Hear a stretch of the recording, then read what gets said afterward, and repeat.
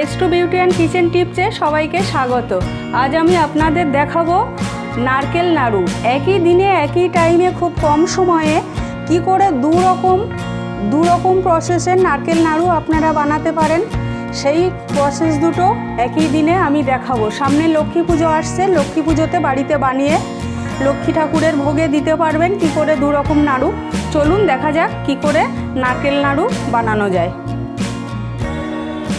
দেখুন, আমি দু রকম নারকেল নাড়ু করার জন্যে ছোট্ট ছোট্ট দুটো নারকেল কুড়ে নিয়েছি।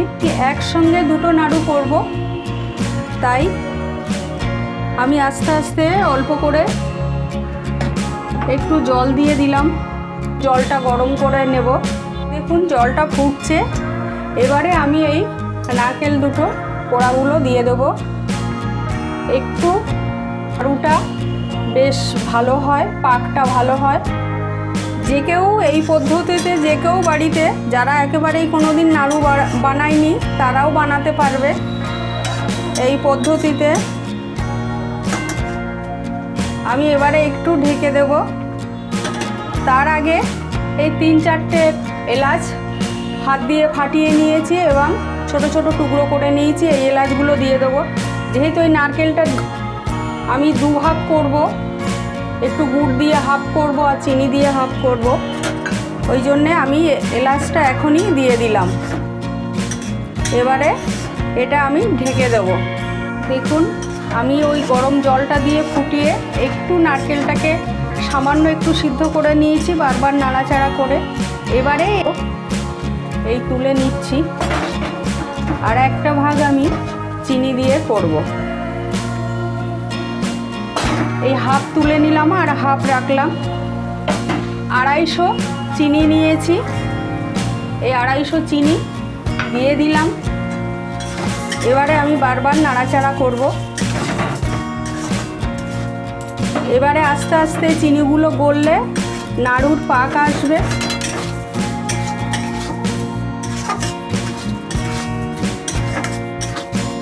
আস্তে আস্তে আমি জলটা শুকিয়ে এরকমই করে নিয়েছি।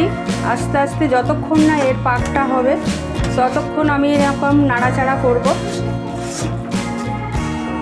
এরকম নাড়াচাড়া করব।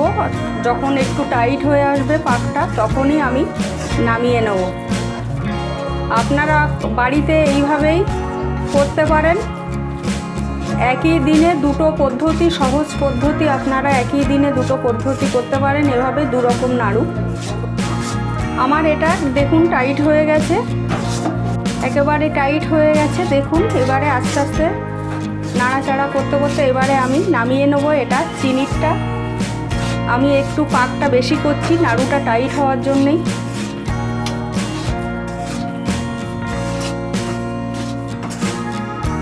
দেখুন আমি নাড়ুগুলো নামিয়ে নিয়েছি। এবারে আমি এই গরম অবস্থাতেই নাড়ু করে নেব। হাতে একটু ঘি লাগিয়ে নিচ্ছি। খুবই গরম আছে, কিন্তু এই গরম অবস্থাতে না করলে নাড়ুগুলো আর পরে পাকানো যাবে না। খুবই গরম।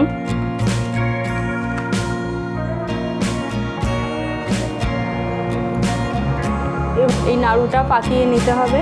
এই দেখুন এইভাবে প্রত্যেকটা নাড়ু আমি হাতে ঘি লাগিয়ে প্রত্যেকটা নাড়ু আমি পাকিয়ে নেব। প্রত্যেকটা নাড়ু আমি এভাবে দেখুন পাকিয়ে নেব।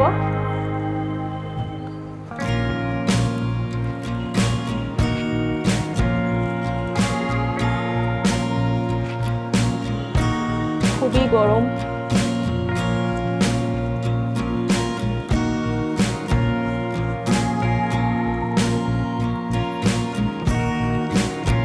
দেখুন আমার চিনির সব নাড়ুটা পাকানো হয়ে গেছে। এবারে আমি গুড়ের নাড়ুটা রেডি করব। আর হাফ যেটা রেখেছিলাম এটা আমি এবারে 250 গ্রাম এই গুড় নিয়েছি। এই দেখুন এই গুড়টা দিয়ে আমি এই গুড়ের নাড়ুটা করে নেব।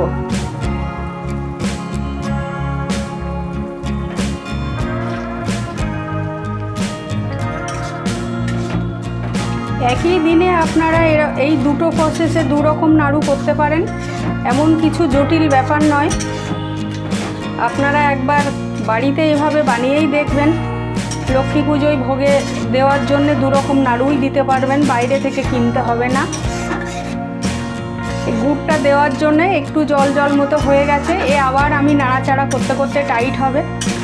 এই রেসিপি দু রকম নাড়ু আপনাদের যদি ভালো লেগে থাকে একটা লাইক কমেন্ট করবেন, আর যারা নতুন আছেন আমার চ্যানেলটা সাবস্ক্রাইব করে দেবেন। আমি এবারে আরেকটু নাড়াচাড়া করব। দেখুন আমি গুড় দেওয়ার পরে কন্টিনিউ নাড়াচাড়া করছিলাম, করতে করতে এই একটা পাক চলে এসছে। আপনাদের এই পাকটাই দেখাচ্ছি। এভাবে কন্টিনিউ নাড়াচাড়া করতে হবে। একটা টাইট পাক যখন চলে আসবে, কি গুড়ে কি চিনিতে, তখন আপনারা নামাবেন।